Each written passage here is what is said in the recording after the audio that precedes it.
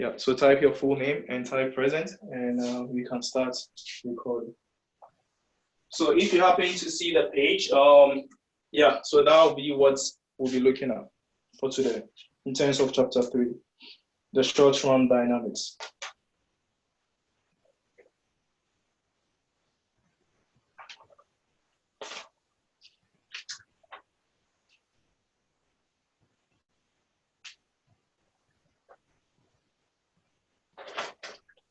So remember the story that we had. We have two types of models. Also, we have two types of time frame or changes. The timing. We have the long run dynamics of the economic variables, which we looked at in terms of how the economic growth and all that, in terms of the Malthusian, the endogenous growth model, and I believe the solo growth model. So that was the long run changes, how the economy do change and all that. And what we realized there was that most of the models were consistent with each other. We don't have any much to say in terms of the differences as to what macroeconomists do think about. What we have to think about here is the short run dynamics. The short run. And within the short run, there are a couple of things that we need to understand, how the variables do move and all. But here, we do have a lot of discrepancies in terms of what the macroeconomists do indicate. So within the short run, that's where we have the business cycle, right? So this is where we have the business cycle, and this is where we have to better understand how the economy grows. So within an economy, the most important thing that we look at is the GDP, how the GDP, the movements in the GDP, that's the gross domestic product. The gross domestic product, which we mostly represent with our Y, is made up of a couple of things. It's made up of our consumption, it's made up of our investment, government spending, and net export, which is import minus export.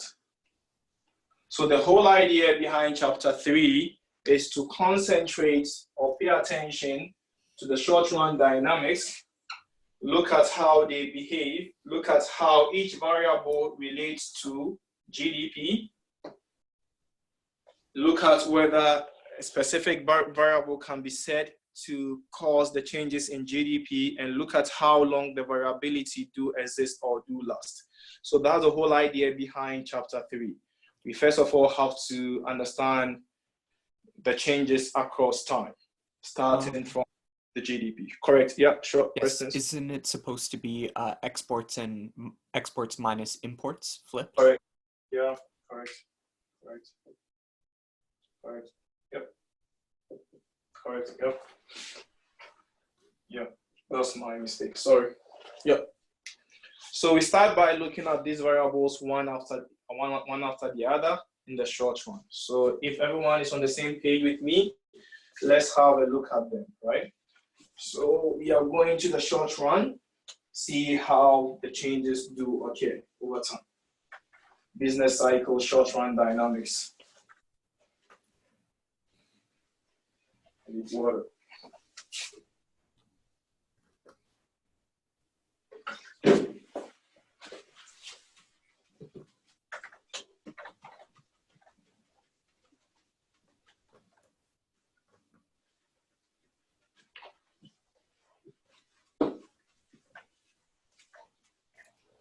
So I'll start by looking at the first graph. So if you have the first graph, I believe it's 3.1. Let me see.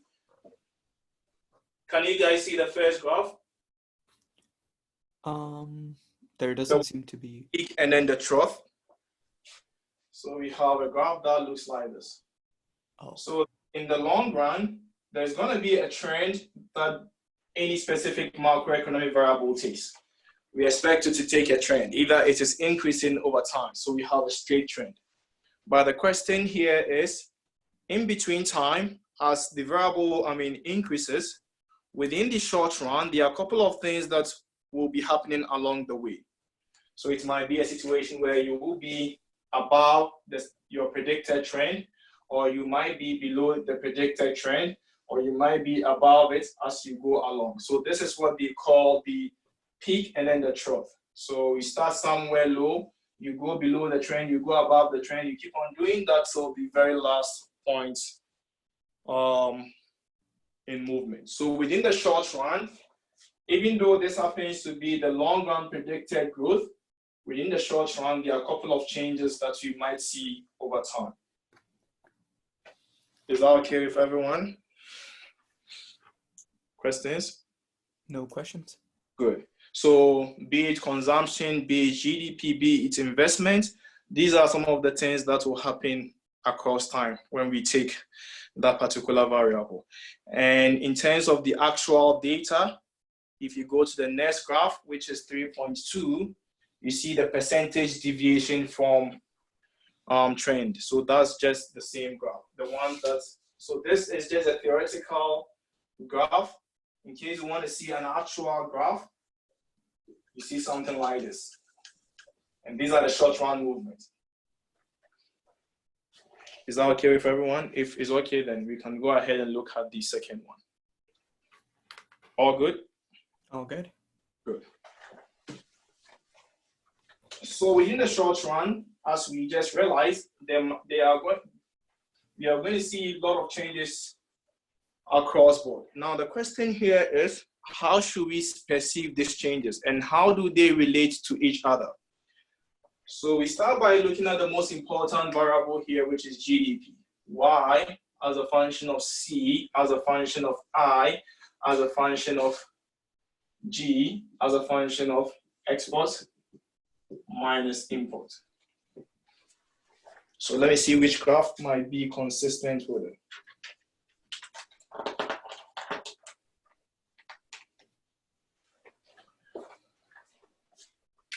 So let's look at the first two, this guy and this guy. The first concept that we try to analyze here is correlation.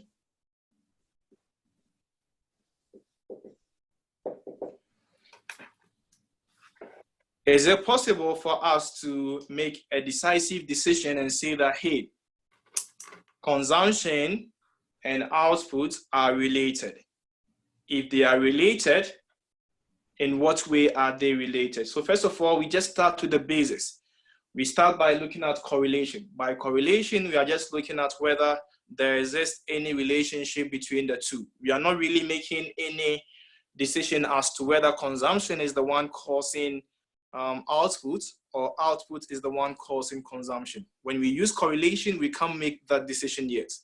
The only thing that we can say is that indeed there exists a relationship, but we cannot say which one causes the other as of now.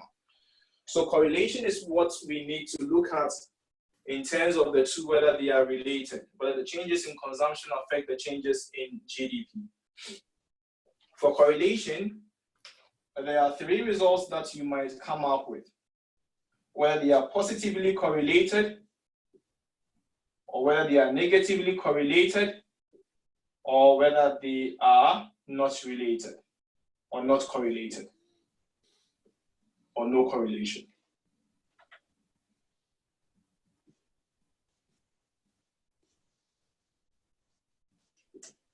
When you run this correlation formula, and it comes out with a positive value, then we call it a positive correlation. When it comes out with a negative value, then we call it a negative correlation. When it's zero, then obviously there is no correlation between the two variables. Within the same positive aspect, you might come up with a very strong figure about 0.75 or so. We call it strong correlation. If you come up with a figure like 1, so correlation is mostly between 1 and -1. If you come up with a figure that is 1, we call it strong, or we call it perfect correlation, which is positive. Come up with a figure that is negative, we call it perfect correlation, which is negative. Something like that. Correlation is very easy to understand.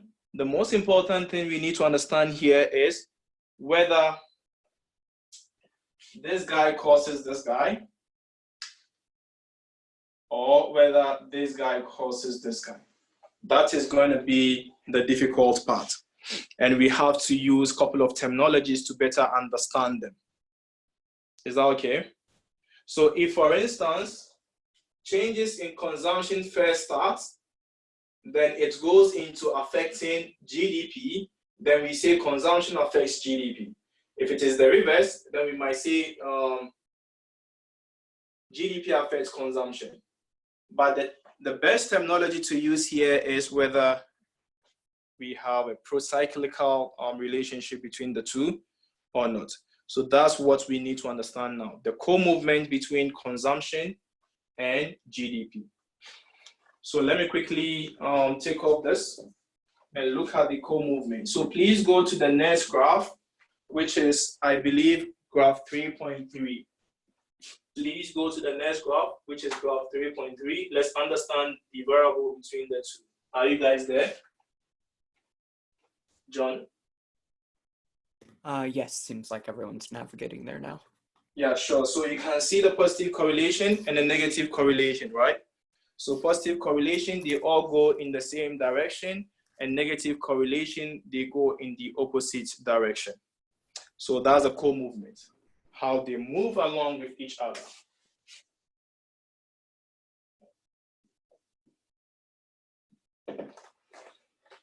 The next graph that I would like to look at, yeah, so if you go to the next graph, it's just the same thing, but we are going to use scatter plot for it. Are you guys there with the next graph? They are using scatter plot to indicate the correlation between the two. Is it okay with everyone? I think so. Yeah, so that's just the scatter plot.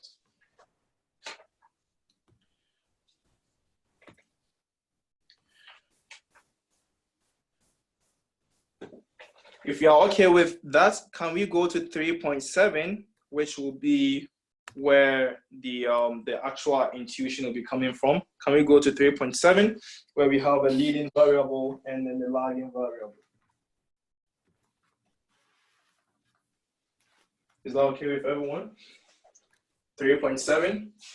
Yeah. Leading variable and lagging variable. Are you guys there? John?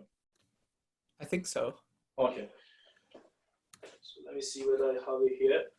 Leading variable and lagging variable, X and Y. So as I pointed out, within the co-movement,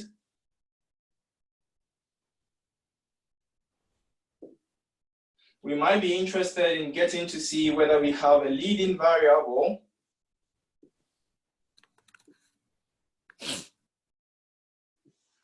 or we have a lagging variable.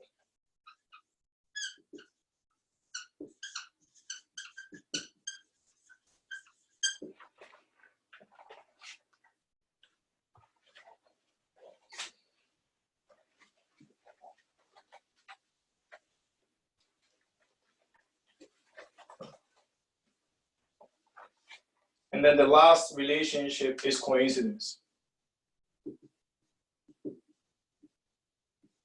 So 1, 2, and 3.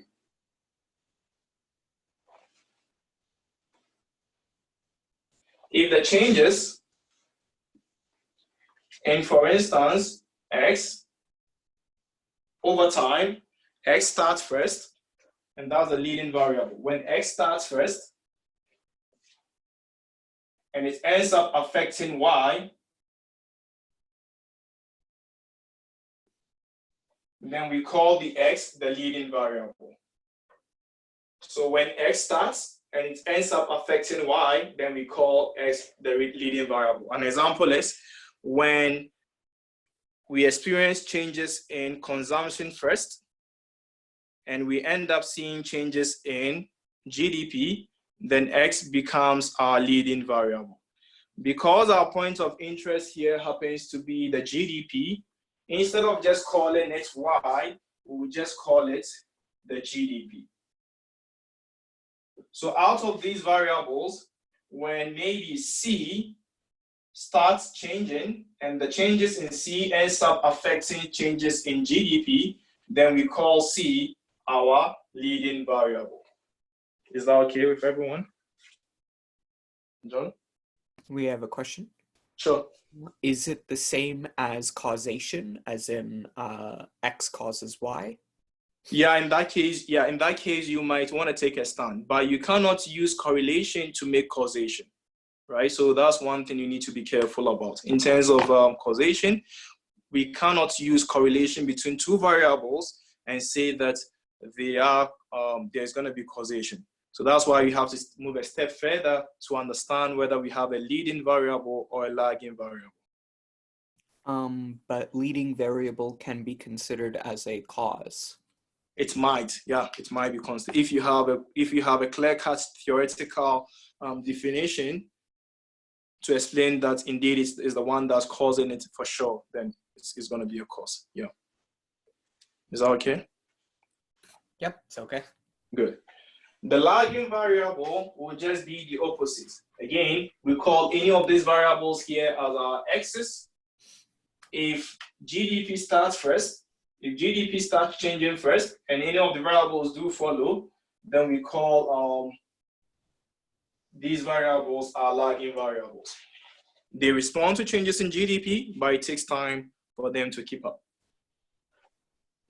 And here, we cannot say whether there is indeed any leading or any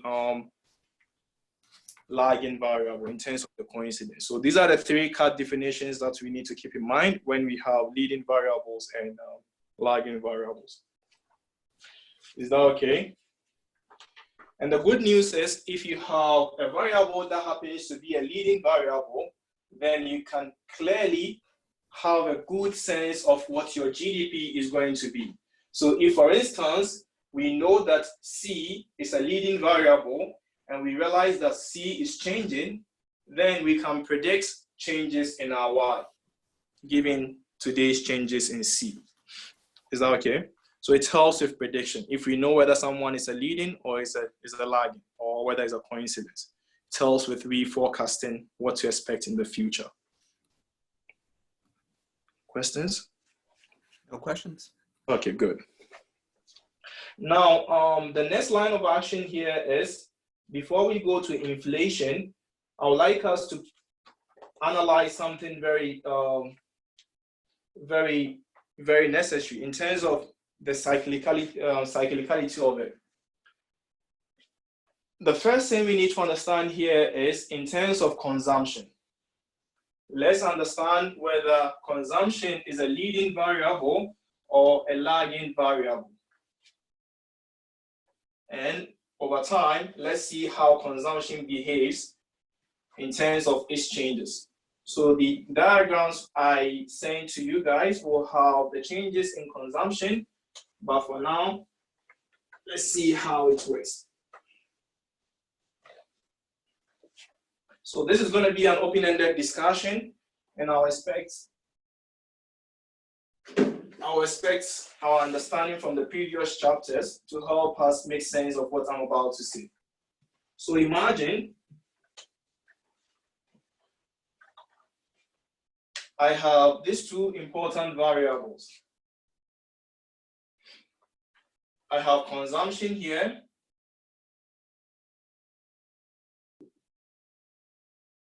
and I have investment.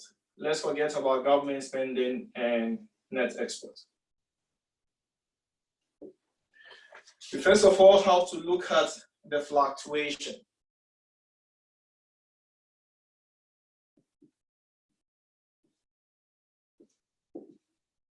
Or variability.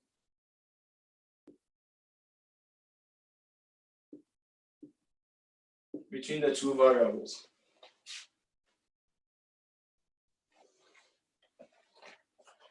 First question. Given consumption and investment, which of these two variables do you think, based on what we did for the past 3 weeks, which of these two variables do you think is most likely to change a lot in terms of its volatility? Investment, okay. Alex says investment. Anyone to go with consumption? Okay, I have someone going with consumption. Anyone to go with consumption, investment, consumption? Okay, okay, consumption. Good. Good. So let's see. I will say the volatility or the fluctuation in consumption is less, and the volatility in investments is high. Why do you think I'll take this stand? Why do you think that I expect changes in consumption not to change that much? Exactly, consumption smoothing, right? Consumption smoothing. So imagine I have $100,000 in my pocket. I just won a lottery. I have $100,000 in my pocket. I'm not going to consume everything. I'll make sure that the consumption I have for today is more or less consistent with the consumption I'll have for tomorrow. So there's going to be consumption smoothing. So I have a consistent level of consumption. So if you have something that is consistent, the variation over time is less. So as Alex pointed out, because of consumption smoothing, we expect the variability here for consumption to be less because of consumption smoothing.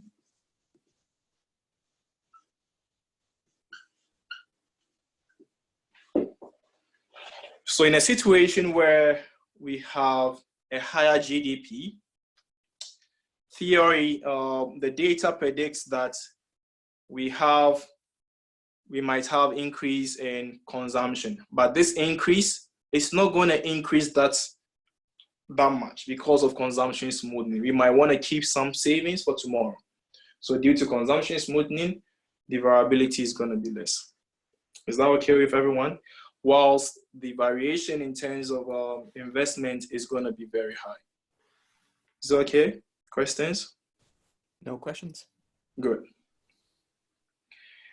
The data also predicts that in terms of the relationship between these two, what we see in terms of the relationship between these two and GDP, in terms of their relationship with GDP,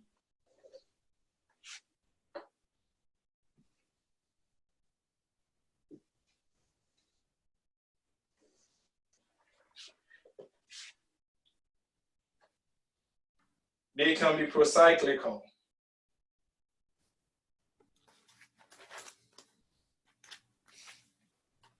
They can be acyclical, or they cannot go hand in hand. Procyclical means that when we expect increase in GDP, then we also see increase in consumption. So pro the cycle, as the GDP increases, we expect consumption to increase. So that's consistent with what we have. In terms of the relationship with GDP for investments as well, we expect to see pro-cyclical.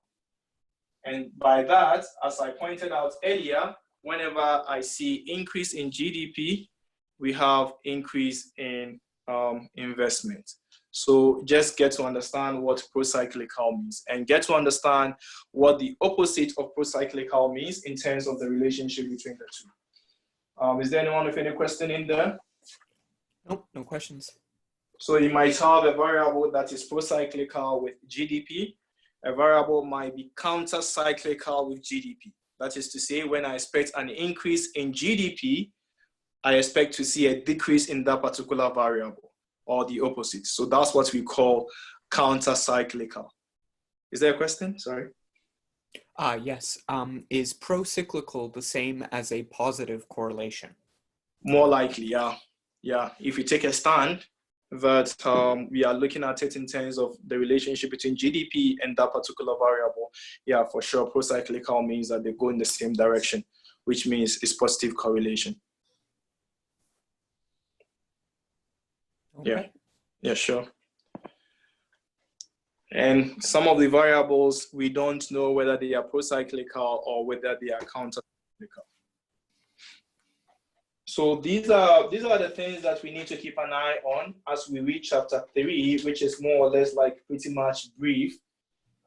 So let me ask this question. What do we think unemployment will be in terms of its relationship with GDP? Is it going to be pro-cyclical or counter-cyclical, unemployment? Would it be counter-cyclical? Exactly. Unemployment will be counter-cyclical. What about employment then? That'd be pro-cyclical. Exactly. It will be pro-cyclical. And in terms of wage, you might want to, in terms of wage, you might want to also look at wage, how wage moves with that. So given that we now understand these short-run dynamics, how the changes in these variables tend to affect GDP, or how the changes in GDP tends to affect these variables, be it consumption, investment, net export, government spending, and all that, we are now confident to tackle the rest of the chapters, starting from chapter 14, where we will try as much as possible to revisit the intertemporal model. Now that we have the money in there, see what happens to this variable, see whether they are consistent enough with our prediction.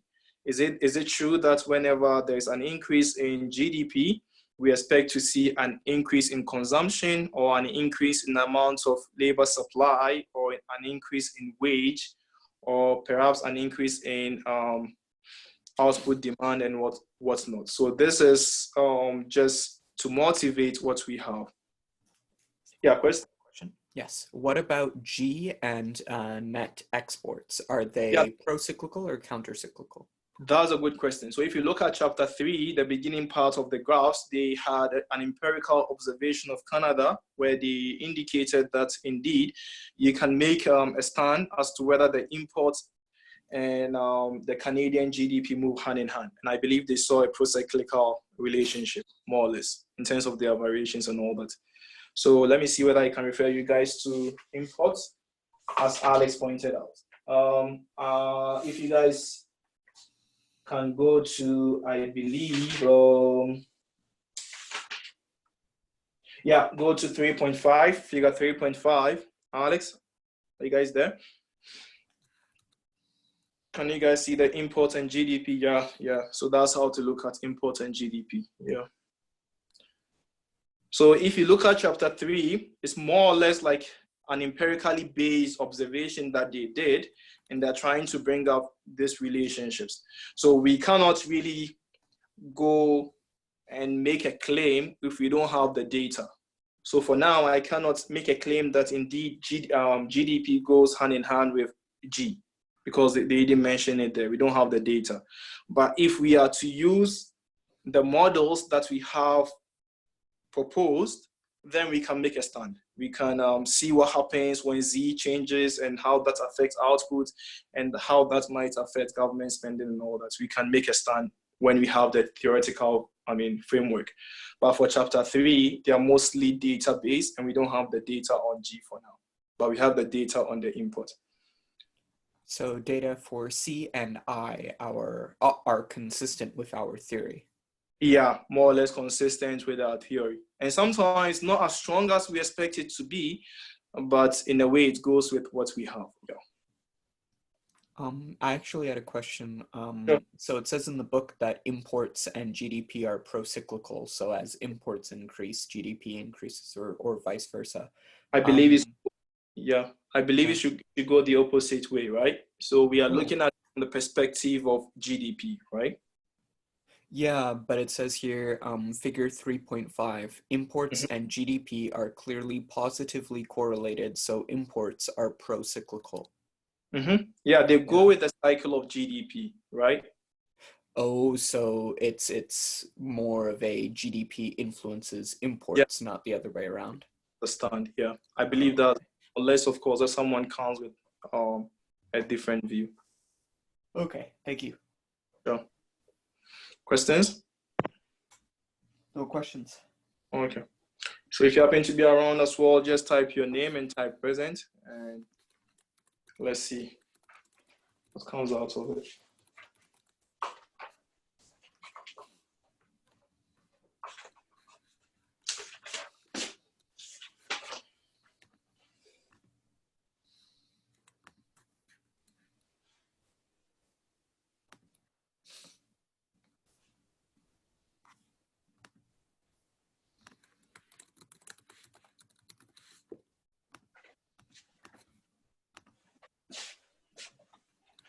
So I'll be around.